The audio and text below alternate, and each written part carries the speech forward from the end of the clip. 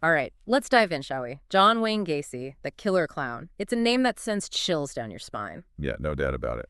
We've got some fascinating articles here from the Crime Museum and Psychology Today. Really get into the nitty-gritty of Gacy's crimes, his psychology, and I think most people are familiar with the basics, right? Right.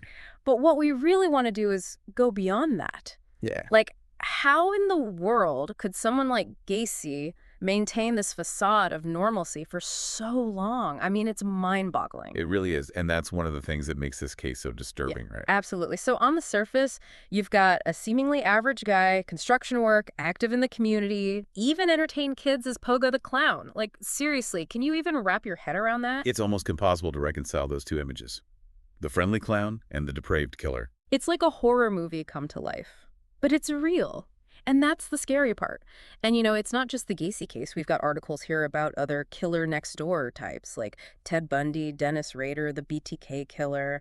What is it about these cases that just gets under your skin? I think it's because they challenge our fundamental assumptions about good and evil. Right. I think so, too. We want to believe that we can spot the bad guys, that they'll look and act a certain way. But these cases completely shatter that illusion. Evil doesn't always wear a monster mask. Sometimes it's hiding in plain sight. And that's terrifying because it means it could be anyone, your neighbor, your coworker. That's exactly. It's unsettling, to say the least. And what's even crazier with Gacy is that it wasn't just the double life, the businessman versus the serial killer. There were actual warning signs. We've got info here about his 1964 sodomy conviction, 18 months in prison. You'd think that would be a major red flag. Yeah, you would think so. Yeah. But it's not that simple. Because after prison, Gacy moves to Chicago, supposedly for a fresh start. And for a while, it seems to work. Like he's really turned things around. He builds a successful business, gets involved in the community, even escorts President Carter's wife. It's as if society itself was willing to overlook his past, allowing him to just blend back in. And all the while, this darkness is brewing beneath the surface. It's chilling. So one of the sources you shared talks about the work of Dr. Scott Bond, who, after analyzing Gacy's case, concluded he was a psychopath. Can we break that down for a sec? For our listeners who might not be familiar with the term, what does psychopath really mean clinically? Sure. Psychopathy is a personality disorder. It's characterized by a lack of empathy, remorse, a disregard for social norms. Often see manipulative and impulsive behavior. But here's the thing. Not every psychopath becomes a serial killer like Gacy. Right. So not all psychopaths are criminals, but a lot of notorious criminals exhibit psychopathic traits. Makes sense. What kind of evidence is there that Gacy fit this profile? Well, there's some pretty disturbing accounts in these articles. Robert Ressler, the famous FBI profiler, interviewed Gacy after his conviction. Gacy was just incredibly callous. Oh, I bet. He dismissed his victims as worthless, but at the same time, he saw himself as this upstanding businessman. It's that classic psychopathic disconnect, isn't it? It is. They can't see others as equals, deserving of basic respect. Their own self-importance just completely blinds them to the humanity of others. It's hard to wrap your head around, and I remember reading about another anecdote where Gacy basically told Ressler he was too busy for women after his divorce, so he went for these quick, impersonal encounters with young men, just chilling how casually he dehumanized his victims. Absolutely. Treating them like objects, not human beings, is deeply disturbing. It really makes you wonder how people like this function in society. Was there anything in his day-to-day behavior that hinted at this depravity, or was he truly that good at hiding it? That's the million-dollar question. And it's something we'll definitely explore as we dig deeper into the events leading up to his capture. Okay, so we've got this double life, the psychopathic tendencies lurking beneath the surface. But how long could this charade actually go on? The mask has to slip eventually, right? It does. Tragically, it's the disappearance of a young man named Robert Piest that finally brings Gacy's world crashing down. So Piest's case is the one that blows the whole thing wide open. Yes. Piest's disappearance puts Gacy on law enforcement's radar in a serious way. We'll get into that more in a bit as we continue this deep dive. So Robert Piest, he was just 15, vanished after leaving his job at a pharmacy. And his parents, they were convinced Gacy was involved. Really? Yeah. Piest had mentioned meeting with Gacy something about a possible construction job just before he disappeared. So the parents suspected Gacy right from the get-go. They did. And they tried, really pushed the police to investigate him. But, initially their pleas were ignored. It wasn't until, the police found a pharmacy receipt, same type of camera Piest had, in Gacy's trash. That's when they finally had enough for a search warrant. Wow. So one little receipt, that's what changes everything. It does. And what they found when they searched Gacy's house, Mm. it was just horrific. I can only imagine. A class ring, clothing, way too small for Gacy to wear, and a bunch of other suspicious stuff. The ring, it belonged to a missing teenager. Hmm. And there was even a witness who said Gacy had admitted to killing, get this, up to 30 people. Oh my God. So at this point, I mean, it's obvious something awful's going on. But even knowing what we know now, what the police find next is just, well, it's almost beyond comprehension. It's straight out of a nightmare. Under Gacy's house, in the crawl space, they found the remains of 29 young men. Jesus. The details, they're incredibly disturbing. Like the floorboards were actually shaking because of all the worms feeding on the decomposing bodies. It's just, God, and they found even more bodies later. yeah, 4 more. Yeah. In the Des Plaines River nearby. It's hard to even fathom that level of depravity and to think it was happening right there, under his house, while he was living this normal life, having barbecues, dressing as a clown. It's like he completely separated those two parts of himself. How is that even possible psychologically? That's the question that has haunted psychologists for years. You know, some believe Gacy might have experienced something called dissociative compartmentalization.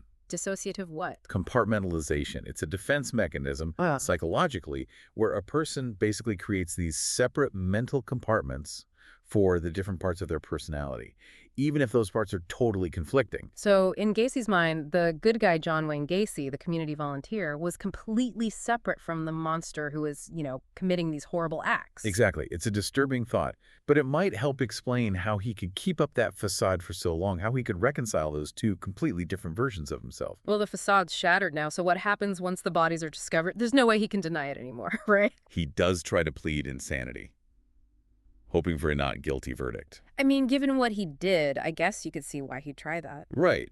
But the jury didn't buy it. They saw him for what he was, a cold-blooded predator. He was found guilty and sentenced to death. And even then, even at the end, he showed no remorse. Right. None at all. His last words before being executed in '94 were, "Kiss my ass." Ugh, that's just... It's chilling. Such a defiant statement really shows that complete lack of empathy. Well, it's a truly horrific story. But there is one more thing we need to talk about. The story of Jack Merrill. He was one of Gacy's victims, but he actually survived. Yeah, Jack Merrill's story is amazing. It really shows how resilient people can be, even when facing unimaginable terror. Definitely. That's something I'm eager to hear more about. So, yeah, Jack Merrill, one of the few who encountered Gacy and actually lived to tell the tale. It's a crazy story. It really is. And you know what's wild? Merrill kept this whole thing a secret for decades. Wow. That's got to be tough to carry around. I can't even imagine. He's an actor now, actually. There's stuff like Law and Order, Grey's Anatomy. But it's only recently he started talking about what happened with Gacy. Man, that takes some serious courage to finally open up about something that dramatic. And his account gives us some pretty disturbing insights into Gacy's mind. You said before that Gacy actually told Merrill that he was smarter than his other victims. What do you think he meant by that? It's chilling, right? Like he's trying to justify what he did, almost. Yeah. Like he's setting up this twisted hierarchy where he's the brilliant predator and his victims are somehow beneath him. It's that psychopathic lack of empathy again, right? Absolutely. Inability to see others as equals. Hmm. And Merrill's story also reveals some of the methods Gacy used to, well, control his victims. Like what? He describes this homemade torture device. Ropes, pulleys. Gacy used it on him. The fact that Gacy built this thing himself, I mean, that shows how calculated it all was. God, that's so creepy. And the worst part, I think, is what Gacy said to Merrill when he dropped him off near his apartment. Something like, "We should get together again sometime." Knowing what we know now, it just... Sends chills down your spine. Right. Total chills. Merrill believes he only survived because he stayed so calm. Didn't freak out. It's amazing he could do that in that situation. It is. But Merrill had a tough upbringing. He learned to detach from bad situations, not show fear. And I guess that helped him with Gacy. It's incredible he survived. But it's also a reminder of the lasting trauma Gacy inflicted. Yeah. Even on those who got away. Absolutely. Those scars, they run deep. And Merrill's story reminds us that Gacy's crimes affected way more than just the 33 people he murdered. Yeah, you're right. So many lives were forever changed by what he did. So many people haunted by that darkness. Yeah. Well, we've covered a lot today. Gacy's double life, the whole psychology of psychopathy, the awful details of his crimes, and, of course, Jack Merrill's incredible story of survival. But as we wrap up, I want to go back to the question we started with. What can we learn from all this? From diving deep into the darkness that can hide in seemingly ordinary lives. It's a tough question.